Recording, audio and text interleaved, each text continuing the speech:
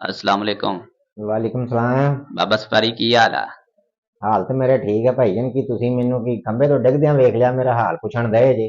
ਨਹੀਂ ਬਾਬਾ ਖੰਬੇ ਤੋਂ ਤੇ ਨਹੀਂ ਡਿੱਗਿਆ, ਪਰ ਲੰਘ ਕਿਉਂ ਮਾਰਦਾ ਫਿਰਦਾ ਸੀ ਤੂੰ? ਉਹ ਲੰਘ ਭਾਈਜਾਨ ਉਹ ਜਿਹੜਾ ਮੇਰੇ ਨਾਲ ਹੈ ਨਾ ਇੱਕ ਕਮੀਨਾ ਚੌਧਰੀ, ਹਾਂ। ਉਹਨੇ ਮੇਰੇ ਨਾ ਐਵੇਂ ਡੰਡਾ ਮਾਰਦਾ ਸ਼ੂਟਿੰਗ ਦੇ ਦੌਰਾਨ ਮਾਰਨਾ ਹੁੰਦੀ ਸੀ ਤੇ ਕੱਢ ਕੇ ਮਾਰਿਆ ਉਹਨੇ, ਪਤਾ ਨਹੀਂ ਕੋਈ ਦੁੱਖ ਸੀਗਾ ਉਹਨੂੰ ਪਹਿਲੇ ਦਾ ਜਿਹੜਾ ਉਹਨੇ ਲਿਆ ਮੇਰੇ ਕੋਲੋਂ।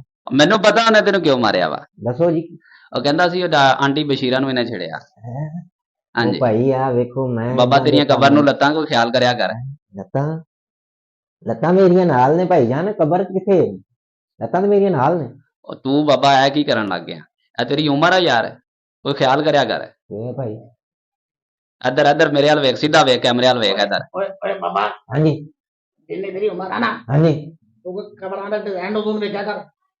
तू आंटी बशीरा नु देख के मुड़ के कैमरे दे सामने खलो के मेरी बदखोइयां करन लग गया है।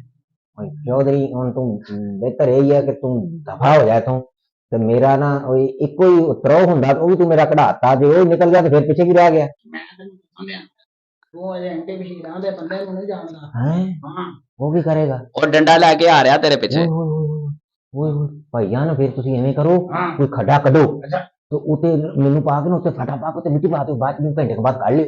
ये तक तो पूरा हो गया फिर। ਓਏ ਐਡਾ ਘੰਟੇ ਵੀ ਬਾਅਦ? ਬਾਬਾ ਕੱਚਾ ਨਹੀਂ ਯਾਰ। ਬਾਬਾ ਘੰਟੇ ਬਾਅਦ ਤੇਰੇ ਕੁਛ ਨਹੀਂ ਲੱਭਣਾ। ਹੈ ਤੇਰਾ ਕੁਛ ਨਹੀਂ ਲੱਭਣਾ ਘੰਟੇ ਬਾਅਦ तू ਉਥੋਂ। इथे रवी, मैं खड्डा कट के होना। ਤੂੰ ਖੜਾ ਕਰਕੇ ਛੇਤੀ ਆ। ਚਲੋ ਠੀਕ ਹੋ ਗਿਆ। ਠੀਕ ਹੈ ਜੀ।